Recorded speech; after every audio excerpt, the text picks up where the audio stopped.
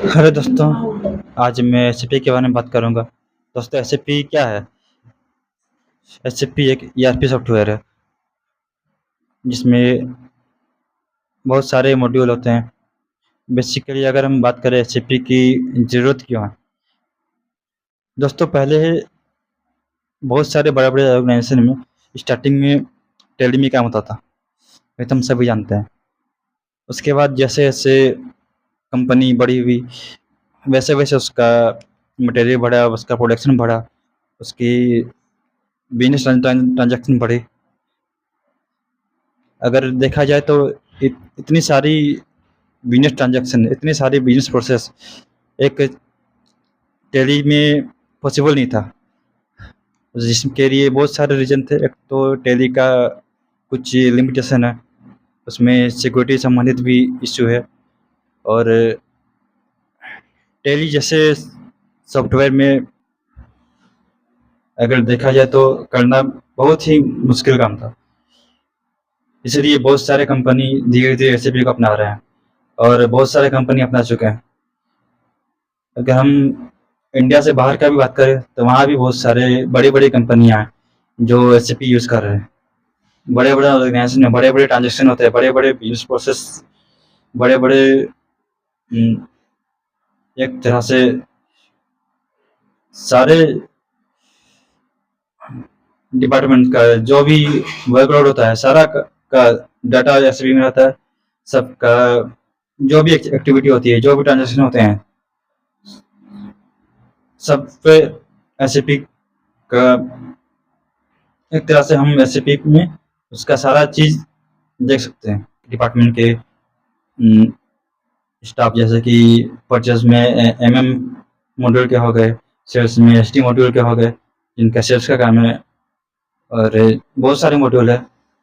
IT department में भी कई सारे ऐसे ऐसे मॉड्यूल है जो जिनका सिर्फ आईटी में ही काम है, जैसे कि एमडीजी हो गया, master data and governance, MDM हो गया, फिर एवेप मॉड्यूल हो गया, वो तो कोर मॉड्यूल हो गया, फिर बेसिस मॉड्यूल हो गया। ये सारे जनरली एंड यूजर में उनका रोल नहीं रहता।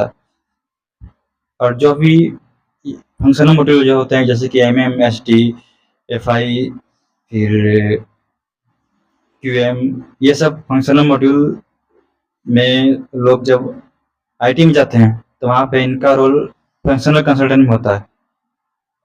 अगर ये टेक्निकल बैकग्राउंड से हैं, जैसे कि बीटेक किए हैं या फिर कोडिंग वगैरह जानते हैं, तो ये फंक्शनल और टेक्निकल दोनों में आगे अपना ग्रोथ कर सकते हैं। ये सब तो बात की बात है। ये सब जो भी आईटी में जाते हैं उनके लिए एक्सपीरियंस मैंडेटरी होता है। अगर हम स्टार्टिंग से बात करें तो अगर हम कहीं भी कोर्स करते हैं कहीं भी, या फिर ट्रेनिंग लेते हैं एससीबी का, तो वहाँ मेनली हम लोगों को कंप्लीट एक तरह से कॉन्फ़िगरेशन हुआ, फिर बिजनेस प्रोसेस हुआ, जैसे एससीपीएमएम में पी2पी साइकिल, फिर इंटरप्राइज स्ट्रक्चर का कॉन्फ़िगरेशन, मास्टर डाटा कॉन्फ़िगरेशन कैसे क्रिएट होता है, फिर अगर हम एसडी में या order to cash process means, यहाँ पर हम लोग जैसे कोई भी कस्टमर हमें पीओ भेजता है, परचेस ऑर्डर, तो उसका हम लोग सबसे पहले उसका जो भी डिमांड होता है, जो भी परचेस ऑर्डर में मटेरियल रिक्वायरमेंट होता है, उससे हम लोग सबसे पहले उसका कोटेशन बनाते हैं। फिर उसे सेल्स ऑर्डर में मीन्स V01 में फिट किया जाता है। फिर उसके बाद उसका डिलीवर होता है। फिर डिलीवरी के बाद उसका पोस्ट गुड्स इशू VL02N में हम लोग करते हैं। कहीं कहीं VL01N भी यूज होता है। उसके बाद हम लोग उसका इन्वेस्टिंग करते हैं। अगर बड़े ऑर्गेनाइजेशन में जाएंगे तो जो स्टार्टिंग का जो प्रोसेस होता है, जैसे कस्टमर से डील करना, तो वो काम हम लोग ऑफिस लेवल पे करते हैं। प्लांट लेवल पर जो भी कस्टमर का ट्रांसपोर्ट आता है, वो लोग वहाँ से इन्वॉइसिंग करके अपना मटेरियल लेके जाते हैं। अगर छोटे ऑर्गेनाइजेशन में जाएंगे तो वहाँ सारा काम एक ही ऑफिस में होता है। ये तो ऑर्गेनाइजेशन पर डिपेंड करता है कौन सी कंपनी किस प्रकार की प्रोडक्ट सेल कर रही है, अगर वो फूड से रिलेटेड सेल कर रही है या फिर मेडिसिन से रिलेटेड, तो वो तो उसी लेवल पर उसकी डिलीवरी भी होगी और इन्वॉइसिंग भी होगी उसी लेवल पर।